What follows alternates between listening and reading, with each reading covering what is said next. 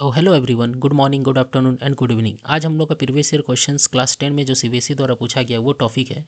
तो आज हम लोग देखेंगे कि कैसा क्वेश्चन पूछा गया था साइंस का। ये तीनों आपका साइंस का पोर्शंस रहेगा, केमिस्ट्री, फिजिक्स और बायोलॉजी, सारा कंबाइन रहेगा। तो ये आपका ऑलमोस्ट 70 to 80% कवर हो जाएगा। क्यों? क्योंकि हम लोग इस चैप्टर में डिस्कशन भी करेंगे उस क्वेश्चन का जो पूछा गया है, ठीक है। और अंडरस्टैंडिंग भी उसका लेवल जो रहेगा वो भी अच्छा रहेगा, ताकि आपको समझ में आए चीज़ें, ठीक है। तो पहला क्वेश्चन क्या है? Electrolysis of water is a decomposition reaction. उसका मास रेशियो 8:1 ये दिया हुआ। Hydrogen oxygen gases liberated at the electrode during electrolysis of water.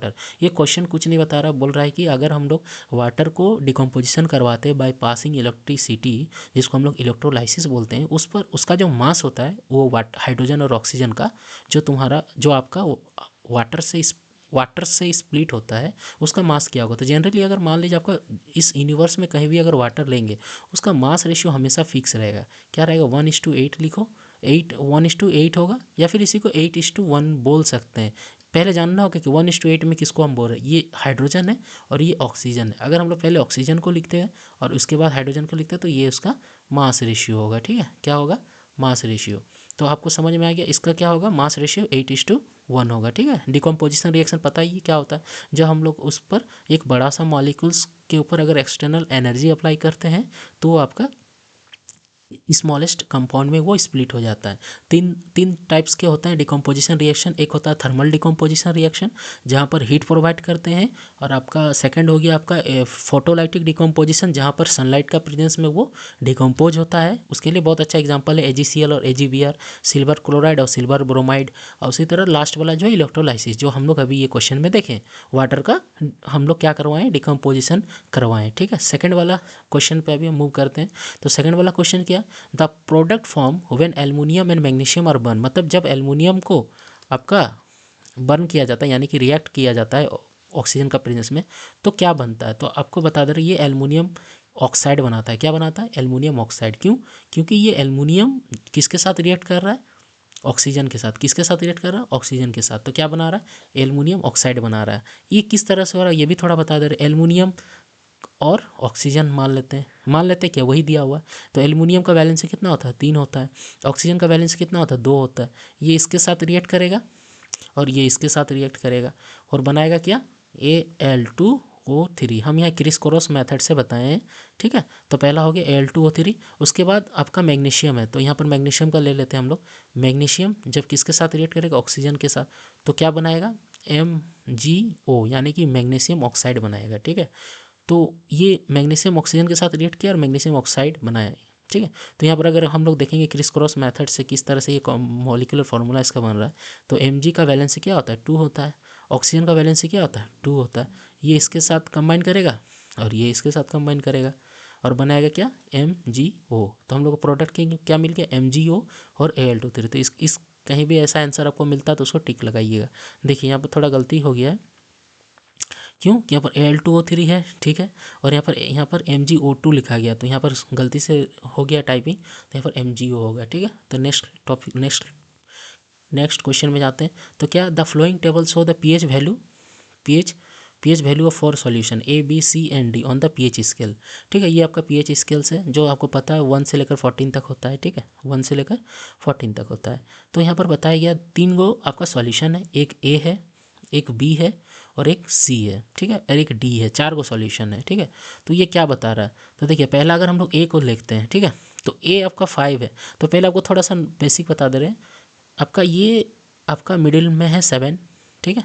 तो 7 की इधर जो होता है पीएच का वैल्यू, वो एसिडिक मतलब एसिड प्रॉपर्टी को शो करता है। और जो 7 के बाद होता है वो आपका बेसिक प्रॉपर्टी को शो करता है। किसको?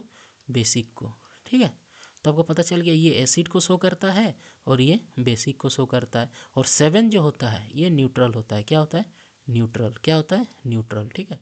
तो आपका देखिए पहला जो है ए आपको कहाँ दिख रहा है? ये कहीं दिख रहा है आपको? हाँ, ए यहाँ पर है। तो अच्छा, यहाँ पर थोड़ा सा हाइड हो गया, तो इसको हम थोड़ा सा इरेज कर देते हैं, ठीक है। तो यहाँ पर इरेज कर देते हैं इसको। दिखा ए आपको? फिर से लेते हैं, पेन ले लेते हैं, सेलेक्ट कर लेते हैं। तो यहाँ पर आपको ए दिख रहा है। तो ए आपका क्या हो जाएगा? देखिए जितना हम लोग इधर आएंगे 7 से जितना इधर आएंगे वो उतना एसिडिक होगा। मतलब सबसे ज़्यादा एसिडिक अगर बोलेगा तो कौन होता है, 1 होता है, उसके बाद 2 होता है, उसके बाद 3 होता है, उसके बाद 4 होता है, उसके बाद 5 होता है, उसके बाद 6 होता है और 7 न्यूट्रल होता है। तो आपका जो 1 होता है वो हाईली कंसनट्रेटेड एसिड होता है। तो यहाँ पर 5 बता रहा है, 5 स्ट्रॉन्ग एसिड नहीं होगा। स्ट्रॉन्ग एसिड मेनली 1 से 2 तक हम लोग बोलते हैं, ठीक है। कभी कभी प्रिसाइजली इसको 3 तक भी इसको कंसिडर किया जाता है, ठीक है। तो यहाँ पर ए को बताया जा रहा, तो ए क्या होगा, क्या होगा ये उतना, ये स्ट्रॉन्ग एसिड नहीं होगा, वीक एसिड होगा। तो वीक एसिड कहीं दिख रहा है, देखिए बी नंबर का ऑप्शन में वीक एसिड है, बी नंबर का आपका बी नंबर में क्या है, वीक एसिड है। उसके बाद देखिए बी बी क्या है 7, तो बी वाला क्या होगा, न्यूट्रल। देखिए सेकंड वाला में ऑप्शन में देखो ये देखिए ये न्यूट्रल आ गया। आपका सी कहाँ पर दिख रहा है, सी देखिए 13 है। और एक चीज़, हम लोग जितना 7 से दूर जाएंगे, मतलब 7 से जितना आगे बढ़ेंगे वो आपका उतना एसिडिक होता है, वो उतना बेसिक होता है, सॉरी, मतलब जितना 7 से हम लोग राइट और जाते हैं वो उतना बेसिक होता है, ठीक है। मतलब सबसे ज़्यादा अगर बेसिक बोलेंगे तो ये 14 है, सबसे ज़्यादा बेसिक, यानी कि हाईली बेसिक इसको बोलेंगे, ठीक है। तो हम लोग का सी है, सी भी, सी जो है 13 है, तो इसका भी कंसनट्रेशन ऑफ बेसिक कितना रहेगा, ज़्यादा रहेगा, मतलब 14 से तो थोड़ा कम है ना 13। तो ये सी क्या होगा, स्ट्रॉन्ग बेस होगा, ठीक है। देखिए स्ट्रॉन्ग बेस, सी नंबर मिला आपको स्ट्रॉन्ग बेस। तो ये वाला ऑप्शन भी गलत हो जा रहा है, देखिए यहाँ पर वीक बेस बता रहा है, जबकि क्या होना चाहिए, स्ट्रॉन्ग बेस होना चाहिए। तो और कहीं दिख रहा, देखिए पहले यहाँ पर वीक एसिड था, क्या था 5 था, ए का वैल्यू जो आपका पीएच वैल्यू था वो 5 था, न्यूट्रल में 7 था, बी का जो आपका सॉल्यूशन था उसका पीएच 7 था, तो वो न्यूट्रल था। स्ट्रॉन्ग, तो स्ट्रॉन्ग बेस देखिए यहाँ पर स्ट्रॉन्ग बेस आ गया, ये सी नंबर का ऑप्शन में। तो यहाँ पर 13 स्ट्रॉन्ग बेस, ऑब्वियस सा बात है, 14 तो सबसे ज़्यादा स्ट्रॉन्ग है, उसके बाद 13 स्ट्रॉन्ग है, उसके बाद 12 स्ट्रॉन्ग बेस है। तो हम लोग 13 दिया, तो ये मतलब क्या हो जाएगा, स्ट्रॉन्ग बेस हो जाएगा। डी नंबर सॉल्यूशन कहाँ है, डी, डी आपका डी यहाँ पे है। तो देखिए ये आपका थोड़ा सा स्ट्रॉन्ग एसिड होगा, क्यों थोड़ा सा, क्या 1 से कम होगा, 2 से कम होगा, 2 से कम होगा वो 3 होगा, ठीक है। लेकिन ये आपको स्ट्रॉन्ग में ही कंसिडर करना होगा, क्यों 1 2 3 ये हाईली एसिडिक होता है। सबसे एसिडिक ये होता है जब हम लोग 1 2 3 को भी हम लोग हाईली एसिडिक बोलेंगे, क्यों, क्योंकि ये एकदम सामने है, मतलब 1 के सामने ही है, ठीक है। तो यहाँ पर ये भी क्या हो जाएगा, weak base, weak base D number. देखिए ये भी गलत हो गया, ये भी गलत हो गया, मतलब सी ऑप्शन भी चला गया। डी ऑप्शन में देखिए पहला वीक एसिड सही है, न्यूट्रल सही है, स्ट्रॉन्ग बेस सही है, स्ट्रॉन्ग एसिड, देखिए डी नंबर इसका आंसर होगा, ठीक है। कैसे पता चला, ए का वैल्यू क्या था, पीएच 5 था, जो क्या था वीक एसिड था, ठीक है। जितना इधर आते उतना उसका एसिडिटी बढ़ता है, एसिडिटी बढ़ता है in the sense acid more acidic property को शो करता है। उसी तरह जितना उधर जाते हैं उतना उसका बेसिक प्रॉपर्टी को शो करता है, ठीक है। तो पहला हो गया वीक एसिड, ठीक है। सेकंड वाला देखिए वी का जो सॉल्यूशन था वो क्या था, 7 था, 7 क्या बताता है, न्यूट्रल को बताता है। सी में क्या था 13, तो ये स्ट्रॉन्ग बेस होगा, क्योंकि जितना उधर जाएंगे उसका उतना बेसिसिटी बढ़ेगा, basicity in the sense basic properties ज़्यादा शो करेगा। उसी तरह आपका लास्ट वाला जो डी कंसनट्रेशन, डी सॉल्यूशन है उसका 3 है पीएच वैल्यू, तो मतलब वो स्ट्रॉन्ग एसिड है, ठीक है। आप लोग कमेंट में बताइएगा जो आपका पीएच स्केल है इसका डिस्कवर किसने किया है, ठीक है। तो चलिए चौथा क्वेश्चन में जाते हैं। कंसीडर द फॉलोइंग रिएक्शन, यहाँ पर रिएक्शन दिया हुआ dilute hydrochloric acid react with sodium hydroxide, ठीक है। उसके बाद क्या क्वेश्चन है, magnesium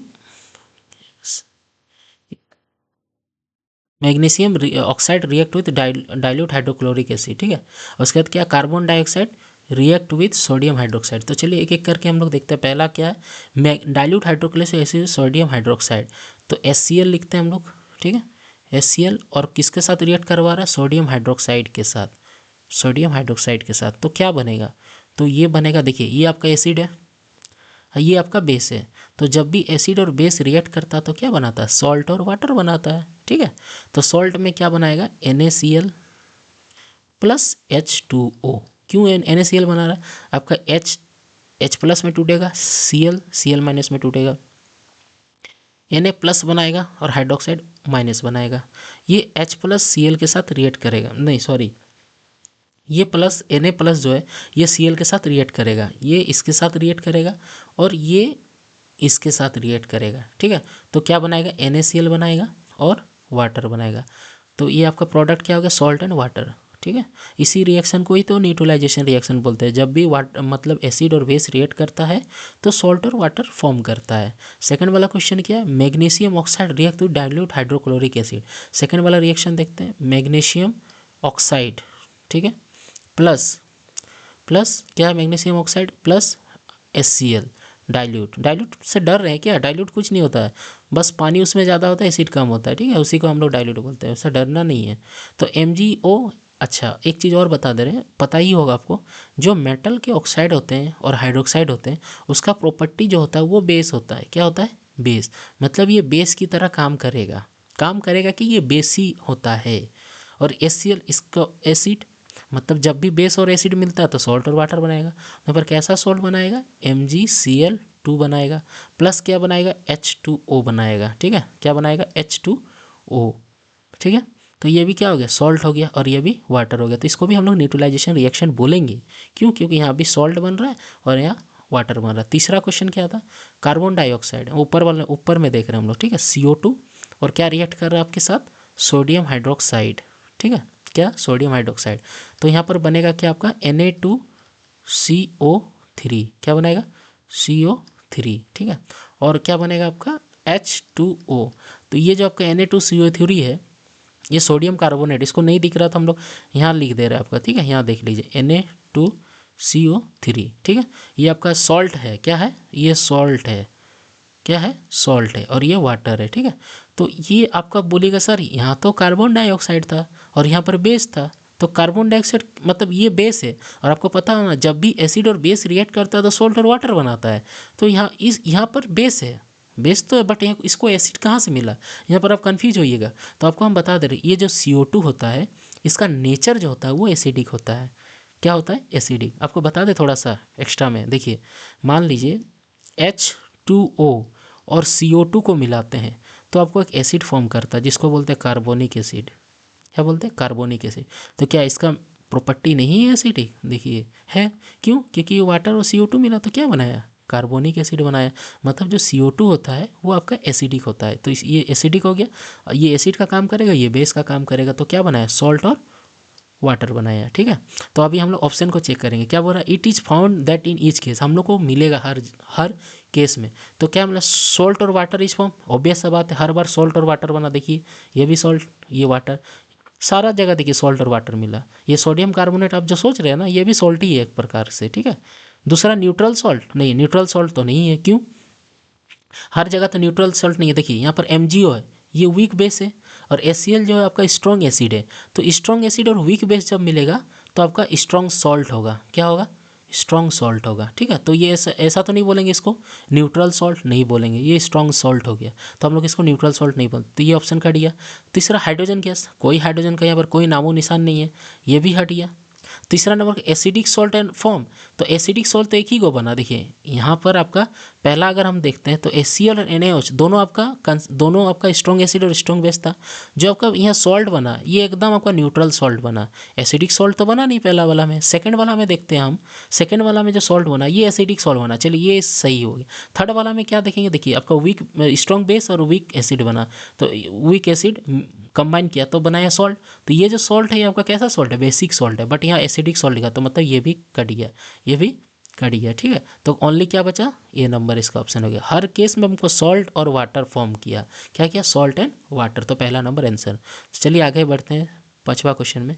reaction between two element A and B to form a compound C, A loses electron और B gains electron, which one of the following property will not be shown by compound C? क्या बोल रहा है? Reaction between two element, एक दो element दिया हुआ आपका, एक यहाँ पर लिख के बता रहे, एक है आपका A और एक है B, ठीक है। तो दोनों मिलकर एक कंपाउंड क्रिएट हो रहा है जिसको बोल रहे हैं C। क्या बोल रहे हैं? C, ठीक है। ये लॉसेस इलेक्ट्रॉन, देखिए ये जो कर रहा है वो लॉस कर रहा है इलेक्ट्रॉन को, मतलब इसका प्रॉपर्टी क्या है बताइए? तो आप लोग मेटल है। क्या है? मेटल। क्यों? क्योंकि इलेक्ट्रॉन लॉस कौन करता है? मेटल करता है। बी गेंस इलेक्ट्रॉन, मतलब बी एक्सेप्ट कर रहा है। एक्सेप्ट कौन इलेक्ट्रॉन का करता है? बोलिए नॉन मेटल। कौन करता है? Non metal. और एक कंपाउंड बन रहा है। क्या बन रहा है? कंपाउंड, जिसको हम लोग क्या बोल रहे हैं? सी बोल रहे हैं। तो मेटल और नॉन मेटल के बीच में जो कंपाउंड बनता है वो आपका कैसा कंपाउंड होता है बताइए? तो आयोनिक कंपाउंड होता है। क्या होता है? आयोनिक कंपाउंड होता है। क्यों? जैसे एग्जांपल मान लीजिए NaCl, सबसे बेसिक एग्जांपल। Na के पास एक इलेक्ट्रॉन होता है जो लॉस करता है, और Cl के पास माइनस इलेक्ट्रॉन होता है, मतलब इसको एक इलेक्ट्रॉन चाहिए होता है, ठीक है। तो ये इसको इलेक्ट्रॉन दे देता है, क्या करता है, दे देता है। मतलब ये जो सोडियम था वो एक इलेक्ट्रॉन को लूज़ किया, और ये जो क्लोरीन था वो एक इलेक्ट्रॉन को एक्सेप्ट किया, यानी कि गेन किया। तो ये दोनों जब आपस में कंबाइन करता है, दोनों जब कंबाइन करता है तो एक बॉन्ड बन जाता है, जिसको हम लोग बोलते हैं कौन सा बॉन्ड, आयोनिक बॉन्ड। तो NaCl क्या फॉर्म किया, आयोनिक बॉन्ड फॉर्म किया। क्या बॉन्ड किया, NaCl आयोनिक बॉन्ड फॉर्म किया, ठीक है। तो उसके बाद अब इसके बारे में हम लोग देखते हैं क्या बता रहा है। It is a high melting point, yes obvious सा बात, इसका मेल्टिंग पॉइंट हाई होता है। क्यों हाई होता है, क्योंकि इसके बीच में जो इलेक्ट्रोस्टैटिक फोर्स होता है वो काफ़ी क्या होता है, स्ट्रॉन्ग होता है, इसीलिए ये क्या होता है, हाई मेल्टिंग पॉइंट होता है। मतलब इसको अगर हम लोग को मेल्ट करना तो काफ़ी ज़्यादा टेम्परेचर प्रोवाइड करना होगा। सेकेंड वाला क्या बोल रहा है, it is highly soluble in water. तो हाँ, ये भी वाटर में ये सॉल्युबल होता है। हम लोग पानी में नमक को घोल सकते हैं, पता ही है आपको, पानी में नमक को घोल सकते हैं, तो ये सॉल्युबल होता है। It has weak electrostatic force, नहीं ये गलत है, क्योंकि यहाँ पर दो चार्ज क्रिएट हो रहा है। देखिए, एक प्लस चार्ज, एक माइनस चार्ज, मतलब इन दोनों के बीच में एक इलेक्ट्रोस्टैटिक फोर्स काम कर रहा है जो काफ़ी स्ट्रांग होता है, जो दोनों को पकड़े हुए रहता है, ठीक है। मतलब इस फोर्स जो है इस दोनों के बीच में काफ़ी स्ट्रांग फोर्स है। उस फोर्स को हम लोग क्या बोलते हैं, इलेक्ट्रोस्टैटिक फोर्स। क्या बोलते हैं, इलेक्ट्रोस्टैटिक फोर्स, ठीक है। तो आप लोग को समझना होगा ये क्या होगा, it has not weak electrostatic force, it has high electrostatic force. समझ में आ रहा है आप लोग को। तो ये क्या हो गया, इट हैज़ हाई इलेक्ट्रो, मतलब यही वाला आपका जो हो गया ये आपका गलत हो गया, ठीक है, ये आपका गलत हो गया। तो सी नंबर क्या हो गया, गलत। तो पूछा क्या था, which one of the following properties will not shown. कहाँ चल गया पेन, रुकिए एक मिनट। ये आपका which of the following properties will not be shown by compound C. तो हम लोग क्या देखने को नहीं मिलेगा, ये वीक इलेक्ट्रोस्टैटिक फोर्स देखने को नहीं मिलेगा। फिर चौथा वाला भी देख लेते हैं, explain. It conduct electricity in its molten state और एक्वस सॉल्यूशन। मतलब क्या होता है, ये आपका इलेक्ट्रिसिटी को फ्लो करवाता है। कब, जब ये मोल्टेन स्टेट में रहता है। कभी भी सॉलिड स्टेट में इलेक्ट्रिसिटी मूव नहीं करता है। क्यों, क्योंकि यहाँ जो सोडियम और क्लोरीन का जो आयन है वो फ्री नहीं होता मूव होने के लिए। आपको पता है, कभी भी अगर इलेक्ट्रॉन मूव नहीं करेगा तो करंट तो फ्लो होगा नहीं, यानी कि करंट तो आएगा नहीं, मतलब करंट तो कंडक्ट करेगा नहीं। मतलब ये जब मोल्टेन स्टेट या एक्वस स्टेट में रहेगा तो ही इसमें से आपका इलेक्ट्रिसिटी, मतलब इलेक्ट्रिसिटी कंडक्ट करेगा, ठीक है, यानी कि इलेक्ट्रॉन मूव करेगा। तो आयन यहाँ पर फ्री नहीं होता। जब इसको मोल्टेन स्टेट में लाते हैं तो आयन जो होता है वो फ्री हो जाता है मूव करने के लिए। तब हम लोग इसको क्या बोलते हैं, इलेक्ट्रिसिटी। क्या बोलते हैं, इलेक्ट्रिसिटी। तो ये भी सही हो गया, ठीक है। तो चौथा नंबर गलत हो गया। तो नेक्स्ट क्वेश्चन में हम लोग आगे बढ़ रहे हैं। नेक्स्ट क्वेश्चन है, the metal obtain from their molten chloride by the process of electrolytic reduction. यहाँ पर बोला गया किस मेटल को हम लोग, the metal obtain from their molten chloride, मतलब किस मेटल के क्लोराइड को इलेक्ट्रोलाइटिक रिडक्शन के थ्रू हम लोग मतलब ऑब्टेन करते हैं, ठीक है, obtain from their molten chloride, ठीक है। तो हम लोग सबसे पहले जानते हैं, हम लोग रिएक्टिविटी सीरीज को हम लोग पढ़े हैं। जो आपका पहला जो ये रिएक्शन होता है, रिएक्शन एलिमेंट होता है, पोटेशियम, सोडियम, कैल्शियम, मैग्नीशियम और एल्युमिनियम, ठीक है। ये आपका काफ़ी रिएक्टिव होता है, काफ़ी रिएक्टिव होता है, ठीक है। ये काफ़ी रिएक्टिव होता है, तो हम लोग जनरली इसको इलेक्ट्रोलाइटिक से ही ऑब्टेन करते हैं, ठीक है। ये सॉल्ट फॉर्म में पाया जाता है, किस फॉर्म में, सॉल्ट फॉर्म में, ठीक है। ये हो गया। और आपका वीक सबसे लास्ट में आपका जो सबसे कम रिएक्टिव है, जैसे Ag हो गया, Au हो गया, Pt हो गया, ठीक है, ये Pt हो गया, मतलब प्लेटिनियम हो गया, ये सब फ्री स्टेट में पाया जाता है, ठीक है। खास करके सोना यानी कि गोल्ड और प्लेटिनियम जो होता है वो आपका फ्री स्टेट में पाया जाता है, ठीक है। तो इसको हम लोग मेनली कुछ नहीं करते, बस इलेक्ट्रोलाइटिक डिकम्पोजिशन नहीं बोलेंगे हम लोग, इलेक्ट्रोलाइटिक रिडक्शन करवाते हैं इसका। मतलब ये जो ऑक्साइड फॉर्म में रहता है, मेनली ये ऑक्साइड बनाता नहीं है। क्यों नहीं बनाता, क्योंकि ये रिएक्टिव उतना होता नहीं है, ठीक है। तो अगर हम लोग इसको ऑब्टेन, ये फ्री स्टेट में पाया जाता है, और ये Ag हो गया थोड़ा बहुत, ये अगर ऑक्साइड रहता है तो इसको हम लोग रिडक्शन करवाते हैं, ठीक है। तो ये जो काफ़ी रिएक्टिव होता है, जो काफ़ी रिएक्टिव होता है, तो इसको हम लोग क्या क्लोराइड फॉर्म में या सल्फाइड फॉर्म में रहता है, क्लोराइड फॉर्म मतलब सॉल्ट फॉर्म में रहता है, उसको हम लोग इलेक्ट्रोलाइटिक रिडक्शन करवाते हैं इसका, ठीक है। तो हम लोग यहाँ पर the metal obtain from molten chloride, इसके अलावा जो रहता है उसके बाद सल्फाइड और ऑक्साइड और के फॉर्म में पाया जाता है। तो उसको तो हम लोग डिफरेंट प्रोसेस के थ्रू हम लोग उसको गो थ्रू करवाते हैं, ठीक है। तो वो अभी हम लोग डिस्कस नहीं करने।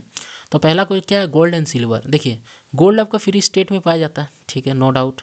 सिल्वर आपका कभी कभी ऑक्साइड फॉर्म में पाया जाता है, ठीक है। तो उसको हम लोग मेनली रिडक्शन करवाते हैं। गोल्ड तो आपका फ्री स्टेट होता है, ये उतना जल्दी ऑक्सीजन के साथ रिएक्ट नहीं करता है। कैल्शियम और मैग्नीशियम, देखिए कैल्शियम और मैग्नीशियम ये आपका काफ़ी रिएक्टिव होता है, तो इसको हमेशा हम लोग इलेक्ट्रोलाइटिक रिडक्शन से ही हम लोग इसको ऑब्टेन करते हैं, ठीक है। तो यहाँ पर देखिए कैल्शियम और मैग्नीशियम, देखिए कैल्शियम है और मैग्नीशियम, मतलब ये आपका सॉल्ट फॉर्म में रहता है या इसको क्लोराइड फॉर्म में, जैसे कैल्शियम रहेगा CaCl2 का फॉर्म में, Mg रहेगा MgCl2 का फॉर्म में, समझ में आ रहा है। तो इसको फिर हम लोग इलेक्ट्रोलाइटिक रिडक्शन करवाते हैं। एल्युमिनियम और सिल्वर, देखिए एल्युमिनियम तो काफ़ी रिएक्टिव है, ये भी आपका ये में रहेगा, बट सिल्वर तो नहीं रहेगा क्लोराइड फॉर्म में। सोडियम एंड आयरन, सोडियम आपका क्लोराइड फॉर्म में रहेगा, बट आयरन तो रहेगा नहीं, ये उतना रिएक्टिव नहीं है। तो फिर इसके डिफरेंट डिफरेंट हम लोग प्रोसेस करते हैं, जैसे हेमेटाइट और होता है उसको फिर डिफरेंट प्रोसेस के थ्रू गो थ्रू करते हैं, उसको हीट करते हैं, सल्फाइड कैल्सिनेशन, रोस्टिंग, वो डिफरेंट मेथड हो गया, वो हम चैप्टर में डिस्कस करेंगे, ठीक है। तो हम लोग का आंसर क्या हो जाएगा, कैल्शियम और मैग्नीशियम जो सॉल्ट फॉर्म में पाया जाता है, ठीक है। नेक्स्ट क्वेश्चन में जाते हैं हम लोग। The formation of magnesium oxide is correctly shown in option. तो ये क्या मैग्नीशियम है, ये है आपका ऑक्सीजन। तो आपका मैग्नीशियम ऑक्साइड करेक्टली क्या है, देखिए जब मैग्नीशियम और ऑक्सीजन दोनों मिलेगा वापस आपस में तो आपका ये वाला फॉर्म करता है, ठीक है। एक्चुअली कंपाउंड बनता कब है, जब दो एलिमेंट आपस में इलेक्ट्रॉन को या तो गेन या तो लूज करता है, to attend what, to attend stability के लिए वो लोग आपस में क्या करते हैं, या तो लॉस या तो गेन करके आपस में जुड़ते हैं और क्या बनाते हैं, कंपाउंड बनाते हैं। तो आपको पता है मैग्नीशियम का जो वैलेंसी होता है वो 2 होता है और ऑक्सीजन का वैलेंसी कितना होता है, कितना होता है ऑक्सीजन का वैल्यू 2 होता है। ये आपस में मैग्नीशियम अगर इसको ऑक्सीजन को 2 इलेक्ट्रॉन दे देगा तो ऑक्सीजन का आउटर मोस्ट शेल कंप्लीट हो जाएगा, जो कि 8 बन जाएगा, क्योंकि इसका जो अगर इलेक्ट्रॉनिक कन्फिग्रेशन देखेंगे तो 2 और 6 होता है। अगर इसको कहीं से 2 इलेक्ट्रॉन मिल जाता है तो आपका क्या हो जाएगा, 2 इलेक्ट्रॉन अगर मिल जाता है, ठीक है, तो क्या हो जाएगा 8 इलेक्ट्रॉन हो जाएगा इसका आउटर मोस्ट शेल में, जो क्या होगा स्टेबल हो जाएगा। और ये कौन प्रोवाइड करता है, मैग्नीशियम प्रोवाइड करता है, क्योंकि मैग्नीशियम के पास 2 एक्स्ट्रा रहते हैं, जैसे इसका 2, 8 और 2। तो आपका देखिए ये 2 आपका हो गया ऑर्बिट्स, इसका KLM और ये N हो गया। तो ये 2 एक्स्ट्रा जो इलेक्ट्रॉन है ये किसको प्रोवाइड कर देता है, ऑक्सीजन को प्रोवाइड कर देता है और मैग्नीशियम ऑक्साइड बनाता है। तो ये मतलब इसका करेक्ट शो है दिखाने का, ठीक है। इस तरह आप इस तरह से भी दिखाता है कि मान लीजिए Mg है, 2 इलेक्ट्रॉन यहाँ लिख दिए, दो इलेक्ट्रॉन यहाँ बना लिए आप लोग। मान लीजिए यहाँ पर ऑक्सीजन 1 है, यहाँ पर ऑक्सीजन 1, या फिर हाँ मैग्नीशियम यहाँ पर मान लीजिए Mg, यहाँ पर ऑक्सीजन आप दे दें, मान लीजिए यहाँ पर Mg है तो Mg 1 इलेक्ट्रॉन इसको देगा, इस तरह से देखिए, सॉरी यहाँ पर 2 इलेक्ट्रॉन 2 ऑक्सीजन 1 ही होगा, 1 2 3 4 5 6, ठीक है। इसका लास्ट ऑर्बिट में कितना इलेक्ट्रॉन होता है, 6 इलेक्ट्रॉन। तो ये इसको 1 इलेक्ट्रॉन देगा और 1 इलेक्ट्रॉन ये देगा, ठीक है, और बनेगा क्या Mg, क्या बनेगा जी MgO, ठीक है। तो इसी तरह ये दिखा रहा है, इसीलिए इसके ऊपर 2+ है क्योंकि 2 इलेक्ट्रॉन ये डोनेट कर रहा है, ठीक है, हो गया। तो इसका करेक्ट फॉर्म ये हो गया, ठीक है। चलिए नेक्स्ट क्वेश्चन में जाते हैं हम लोग। Secretion of less saliva in mouth effect the conversion of, जो हम लोग का सलाइवा होता है माउथ में, जो सलेवरी ग्लैंड होता है वो सलाइवा ये करता है और उसमें बहुत सारे एंजाइम्स रहते हैं। तो अगर लेस सलाइवा प्रोड्यूस हो तो क्या हो सकता है, तो आपको पता होना चाहिए हम लोग का डाइजेस्टिव सिस्टम, जो डाइजेशन होता है वो एक कैटाबॉलिज्म प्रोसेस है, वो अलग मैटर है। तो डाइजेशन जो हम लोग कुछ भी फूड्स को इंटेक करते हैं वो फूड में बहुत सारा चीज़ होता है, बहुत सारा चीज़, बहुत न्यूट्रिएंट्स होता है। मेनली हम लोग क्या मिलता है, कार्बोहाइड्रेट मिलता है, फैट मिलता है और प्रोटीन मिलता है, ठीक है। जो हम लोग का एंजाइम्स होता है, एंजाइम्स या हार्मोन, एंजाइम्स क्या करता है, उस फूड को डाइजेस्ट करने में मदद करता है। हम लोग पढ़ेंगे उसको ग्लैंडुलर सिस्टम, एक इंडोक्राइन एक एक्सोक्राइन, ठीक है। तो अभी हम लोग बेसिकली सलाइवा के बारे में बताया जा रहा है, किसके बारे में, सलाइवा के बारे में। तो सलाइवा अगर मान लीजिए कम होता है तो एक ये एंजाइम क्रिएट करता है जिसको बोलते हैं एमाइलेज, क्या बोलते हैं, एमाइलेज, ठीक है। जिसका फंक्शन है एमाइलेज का, वो क्या करता है, आपका स्टार्च जो होता है फूड में उसको ग्लूकोज में कन्वर्ट करता है। मतलब बोल सकते हैं आप लोग कार्बोहाइड्रेट का डाइजेशन करने में मदद करता है। कौन, ये सलाइवा, ठीक है। सलाइवा ये मतलब एक्चुअली अगर इसको डीप में अगर बताएंगे तो फूड में जो स्टार्च होता है उसको सिंपल शुगर में कन्वर्ट करता है, ठीक है। स्टार्च जो होता है, ये जो स्टार्च होता है इसको सिंपल शुगर में कन्वर्ट करता है। देखिए आपको C नंबर ये ऑप्शन मिल रहा है, ठीक है। अगर मान लीजिए लेस सलाइवा होगा तो क्या इफेक्ट पहुंचेगा, जो स्टार्च होगा वो सिंपल शुगर में कन्वर्ट नहीं हो पाएगा, ठीक है। ये आपका एमाइलेज पाया जाता है कहाँ पे, सलाइवा में, ठीक है। टोल्विन भी होता है, तो टोल्विन का भी हम बात नहीं कर रहे, टाइलिन, ठीक है। अभी हम लोग एमाइलेज को देख रहे हैं क्योंकि ये उसमें से भी ये इसका काम होता है एमाइलेज का, ठीक है। तो क्या होगा, स्टार्च और सिंपल शुगर में ये कन्वर्ट नहीं हो पाएगा, ठीक है। तो उसके बाद आगे हम लोग नेक्स्ट क्वेश्चन में जाते हैं। The plant hormone whose concentration stimulate the cell to grow longer on the side of the shoot which is away from light. देखिए क्या हो रहा है, एक प्लांट हार्मोन के बारे में ये डिस्कस कर रहा है जिसका कंसंट्रेशन स्टिमुलेट करता है सेल को ग्रो करने में। तो ठीक है, तो हम लोग जानते हैं प्लांट हार्मोन में 3 हार्मोन बहुत इंपॉर्टेंट है। एक साइटोकाइनिन, एक आपका ऑक्सिन हार्मोन, एक साइटोकार्निन हार्मोन, एक जिब्रेलिन हार्मोन, और एक एब्सिसिक होता है, उसको अभी हम लोग स्टडी नहीं कर रहे, ठीक है। तो साइटोकाइनिन क्या करता है, सेल को डिवीजन करने में मदद करता है। जिब्रेलिन क्या करता है आपको, साइटोकाइनिन क्या हो गया आपका, क्या करने में मदद करता है, आपका सेल डिवीजन में मदद करता है। जिब्रेलिन भी एक तरीके से आपका सेल डिवीजन में भी मदद करता है, और ये क्या करता है, मतलब किसी सीड्स को मतलब ये अंकुर बनाने में मदद करता है, ठीक है। अंकुर जैसे चना उना हो गया, अंकुर जिब्रेलिन, ठीक है। ये ऑक्सिन हार्मोन क्या करता है, ये आपका स्टेम को इलोंगेशन करने का काम करता है, स्टेम को बढ़ाने का काम करता है, ठीक है। रूट सिस्टम और शूट सिस्टम बनाने में मदद करता है ये हार्मोन, ठीक है। तो हम लोग क्या देख रहा है, whose consent stimulate the cell to grow longer. देखिए लॉन्गर मतलब क्या आ गया, शूट सिस्टम को ही इंक्रीज करेगा, किसको, शूट सिस्टम को। तो शूट सिस्टम में क्या इंक्रीज होगा आपका, कौन सा हार्मोन रहेगा, ऑक्सिन हार्मोन रहेगा, ऑक्सिन हार्मोन, ठीक है। ये शूट में भी रहेगा और आपका रूट में भी रहता है, तो यहाँ पर कौन सा आंसर हो जाएगा, ऑक्सिन हार्मोन, ठीक है। नेक्स्ट क्वेश्चन में जाते हैं। द करेक्ट और true statement for bisexual flower is in. Bisexual flower क्या होता है, जिसके पास दोनों सेक्सुअल रिप्रोडक्टिव ऑर्गन रहता है, जो मेल और फीमेल दोनों प्रॉपर्टीज उसके पास रहता है, ठीक है। मेल में क्या रहेगा, स्टेमेन भी रहेगा और पिस्टिल भी रहेगा, ठीक है। तो स्टेमेन और पिस्टिल वो दोनों उसके पास रहेगा, उसी को हम लोग क्या बोलेंगे, बाइसेक्सुअल फ्लावर। तो आप लोग पहला ऑप्शन में क्या बोल रहा है, they possess both stamen and pistil, yes. They possess either stamen, नहीं ये गलत होगा, या तो स्टेमेन या तो पिस्टिल नहीं, वो दोनों ही होगा। They exhibit either self pollination और cross pollination. They can not produce fruit on their own. देखिए आपका एक चीज़ हम बता दे रहे हैं, दे कैन नॉट नहीं, ये तो गलत है। क्यों, वो फ्रूट्स बनाएगा, क्यों, क्योंकि वो सीड बनाएगा, सीड पर और भी आपका जो आपका पिस्टिल है, पिस्टिल स्टिग्मा स्टाइल जो आपका मान लीजिए ये इस तरह से है, ठीक है, ठीक है। ये आपका मान लीजिए ये आपका स्टाइल हो गया, ये आपका स्टाइल हो गया, ये आपका स्टिग्मा हो गया, ठीक है। ये आपका स्टाइल हो गया, और ये आपका ओवरी हो गया। तो ओवरी के अंदर आपका क्या रहेगा, ओव्यूल्स रहेगा, क्या रहेगा, ओव्यूल्स। तो जब आपका ये फर्टिलाइजेशन होगा, फर्टिलाइजेशन के बाद आपका ये जो ओव्यूल्स होगा वो सीड में कन्वर्ट होगा, और ये जो ओवेरी रहेगा वो फ्रूट्स में कन्वर्ट होगा। तो वही चीज़ बोल रहा है, तो ये तो कैन नॉट तो होगा नहीं, कैन प्रोड्यूस फ्रूट्स दे रहा हूँ, अपने वो फ्रूट्स बना सकता है, तो ये भी ये गलत है, कैन नॉट लिखा हुआ है। दे एग्जिबिट आइदर सेल्फ, हाँ ये दोनों कर सकता है, सेल्फ पॉलिनेशन भी कर सकता है और क्रॉस पॉलिनेशन भी कर सकता है, तो ये दोनों होगा। The poses both stamen and pistil 1 answer होगा, और इसका 3 आंसर होगा, ठीक है, 3 आंसर। तो 1 और 3 कहीं दिख रहा, हाँ तो ये सी नंबर इसका आंसर होगा। ये दोनों शो करेगा, इसके पास दोनों रहेगा, स्टेमेन भी रहेगा, जो आपका नहीं निकला हुआ रहता है इस तरह से स्टेमेन, ठीक है, इस तरह से स्टेमेन रहेगा, ठीक है, इस तरह से। इसके अंदर क्या रहेगा, पोलन ग्रेन्स रहेगा, क्या रहेगा, पोलन ग्रेन्स। फिर ये पोलन ग्रेन्स यहाँ तक पहुँचेगा, ठीक है, यहाँ तक पहुँचेगा, जिसको आपको क्या बोलेंगे, पॉलिनेशन बोलेंगे, ठीक है। फिर यहाँ से एक पोलन ट्यूब बनेगा, फिर पोलन ट्यूब से ये पोलन ग्रेन्स यहाँ आएगा, फर्टिलाइजेशन होगा, ठीक है। तो वो अलग टॉपिक है, बस हम बेसिक बता दिए, दोनों होगा, ठीक है। उसके बाद आगे वह क्वेश्चन जाते हैं। If pea plants with round and green seeds are cross with pea plants having wrinkle and yellow seeds, the seed develop by the plants of F1 generation.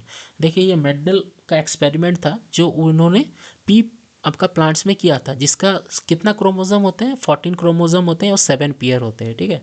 तो वो अलग टॉपिक, जो क्वेश्चन यहाँ बोल रहा है, क्या क्वेश्चन बोल रहा है, if P plant with round and green seed double R और वाई, दो कैपिटल आर और वाई। कैपिटल डोमिनेंट को दिखा रहा है, स्मॉल आपका जो डोमिनेंट नहीं है उसको दिखा रहा है, रिसेशन को, ठीक है।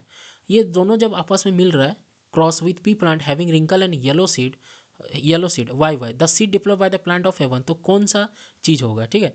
तो राउंड जो आपका आर है वो डोमिनेंट है रिंकल आर में, ठीक है, रिंकल, इसको रिंकल आर में, ये डोमिनेंट है, क्या डोमिनेंट आर किस पर, इस रिंकल पर, ठीक है।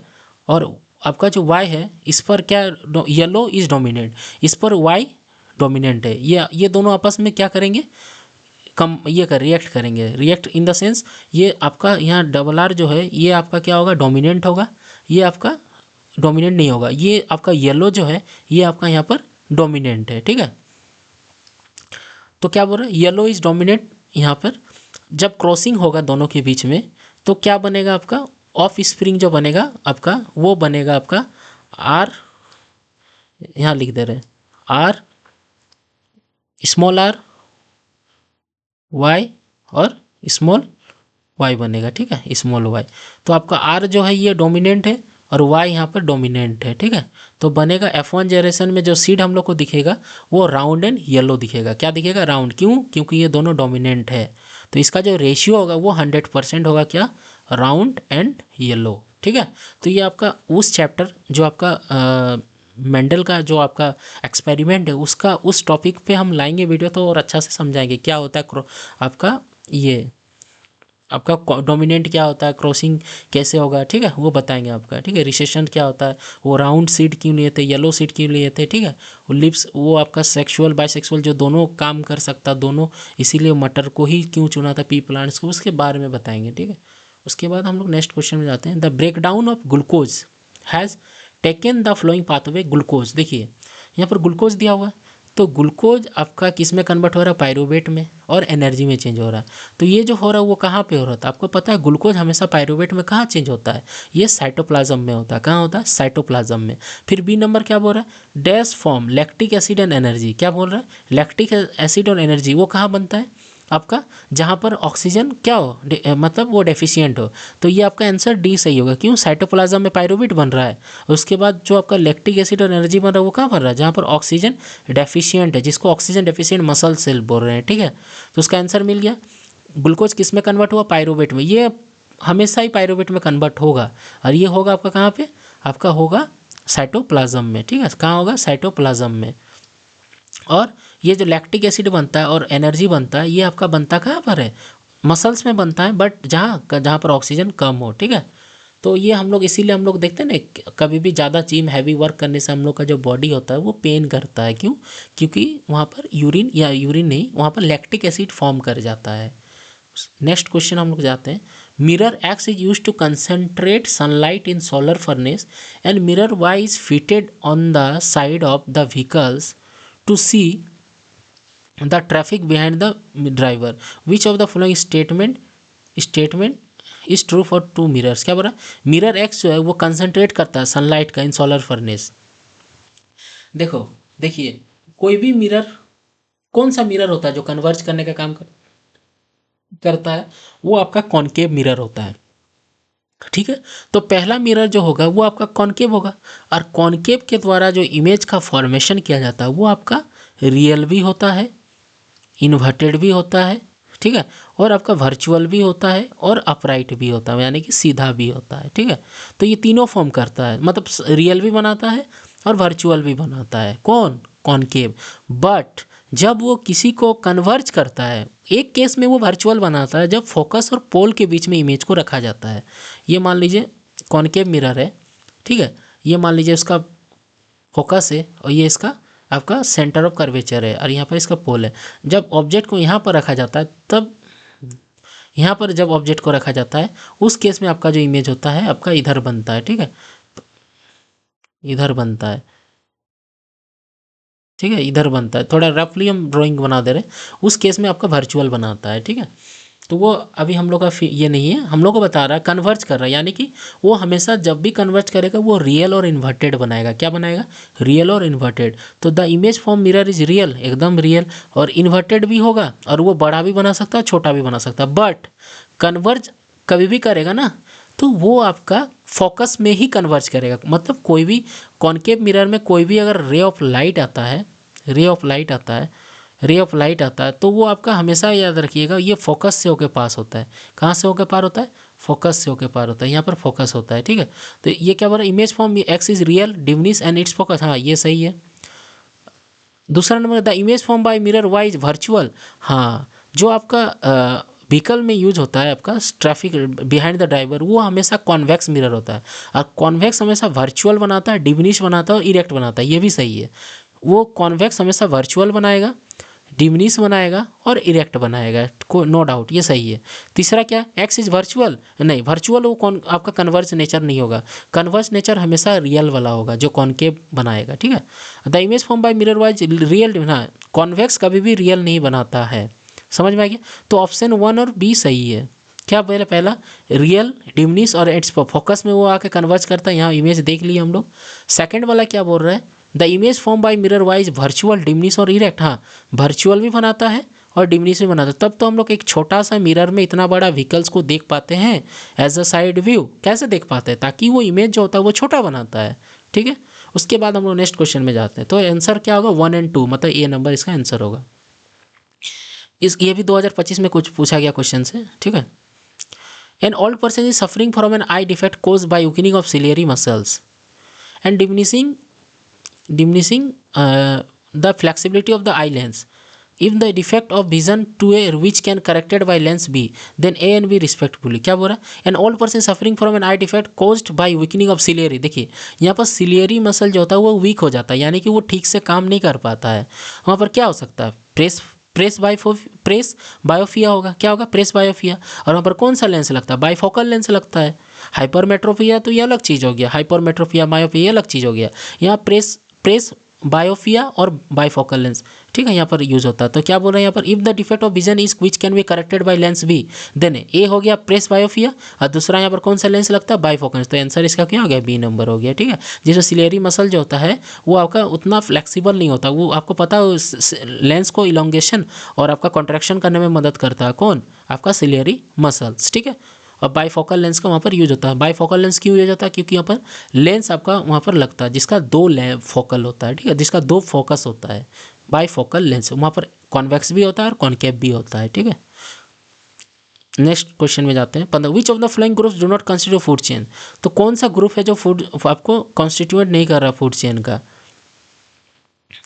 ठीक है। तो पहला देखिए वुल्फ हो गया, रेबिट हो गया, ग्रास हो गया, लाइन हो गया। मान लीजिए ग्रास को खाएगा कौन, रेबिट, और रेबिट को खाएगा मान लीजिए वुल्फ, ठीक है, और वुल्फ को खाएगा लाइन, ये तो हो गया फूड चेन।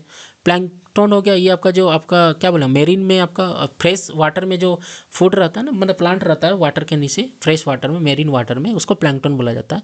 मेन हो गया, ग्रास होपर हो गया और फिश हो गया।